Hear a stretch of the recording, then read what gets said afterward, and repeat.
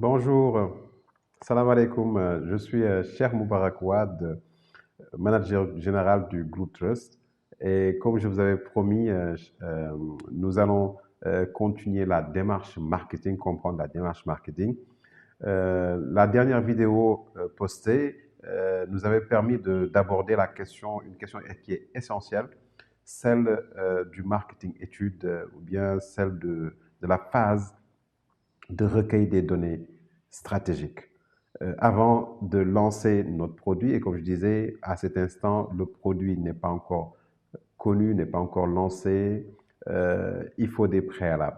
Et je disais, ces préalables, il faudrait avoir la bonne démarche qui commence par s'interroger sur le marché et son environnement. Donc, la vidéo dernière, donc une vidéo numéro 1, portée sur cette démarche marketing avec l'étude de marché que vous pouvez voir tout à l'heure, vous pouvez consulter à nouveau. Alors, après avoir recueilli les données stratégiques liées au marché et à l'environnement, ça nous a permis de faire des analyses sur nos forces et nos faiblesses, les opportunités et menaces. Et aujourd'hui, maintenant, on va parler de tout ce qui est stratégie. La stratégie à adapter par rapport à notre produit ou service, par rapport à notre projet.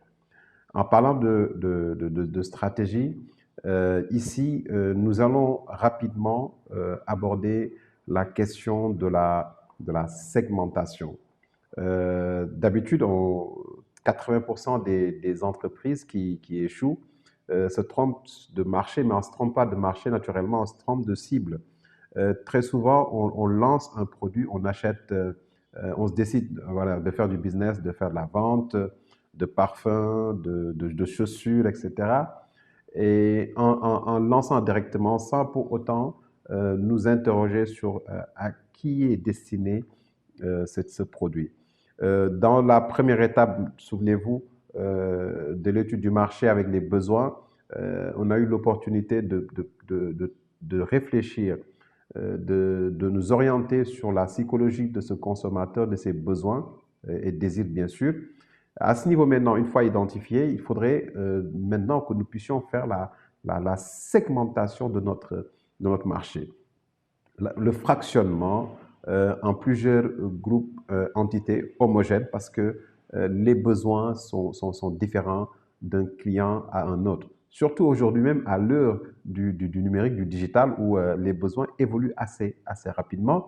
Donc, il nous appartient, nous, entreprises, toi qui me suis, de pouvoir avoir une approche stratégique de segmenter le marché. Donc, on peut avoir plusieurs critères de segmentation. Donc, par exemple, je vends des chaussures. Donc, quand je dis je vends des chaussures, c'est large.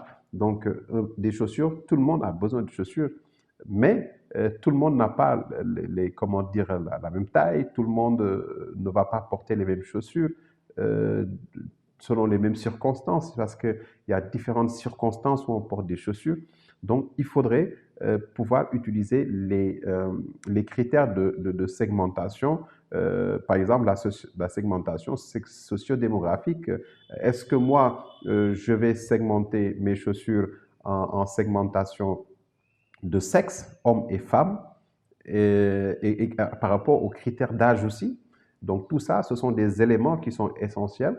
Et une fois j'ai ces éléments, il y a également la segmentation comportementale, le niveau d'utilisation, etc. Donc, il faudrait utiliser des critères, de bons critères de segmentation. Et ces critères également doivent être ces segments suffisamment rentables, voilà, pour pouvoir faire le bon choix. Mais segmenter, ça ne veut pas dire choisir la cible qui est indiquée. On a juste segmenté, on a des entités, des blocs. Il reste maintenant à faire le choix. Donc, le choix stratégique en termes de cible. Est-ce qu'aujourd'hui, ma stratégie de ciblage va me pousser à choisir tout le monde, c'est-à-dire que je vends des chaussures à tout le monde. Est-ce que ça s'adapte à tout le monde parce que ce ne sont pas des chaussures uniques.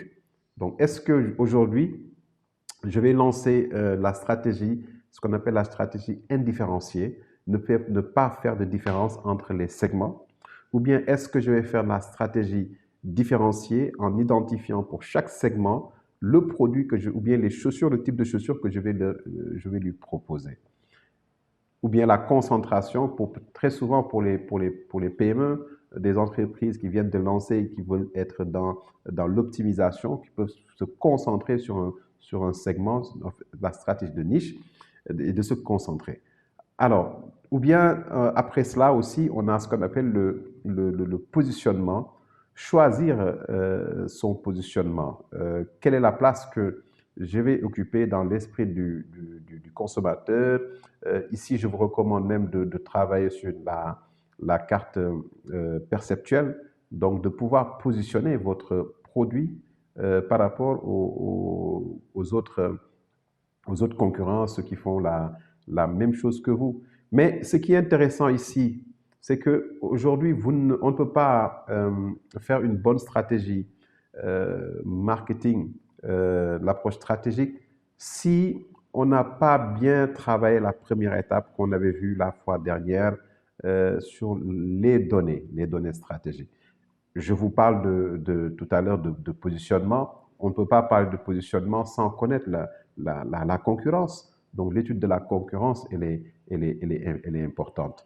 Euh, euh, sur une autre vidéo prochaine, nous parlerons de tout ce qui est approche opérationnelle et vous verrez que chaque élément est nécessaire et chaque étape repose sur l'étape précédente. Voilà, donc c'est pour ça qu'on appelle avoir la bonne démarche marketing. Et à cet instant où je vous parle, je vous le rappelle encore, le produit n'est pas encore lancé, n'est pas encore connu du grand public. Nous y reviendrons. Donc, je vous donne rendez-vous sur une autre vidéo où on va encore parler des autres approches du marketing qui nous permettront de pouvoir mieux nous positionner, de pouvoir mieux nous en sortir, mieux vendre. Donc, on se donne rendez-vous très prochainement. Bon Ramadan pour ceux qui suivent le Ramadan et bonne fête de Pâques à tous mes frères et sœurs chrétiens. L'Engalar, c'était très bon. Merci beaucoup à la famille Diouf, mes voisins à côté du bureau. Donc, merci beaucoup à tous et à très bientôt pour une autre vidéo. Salam alaikum.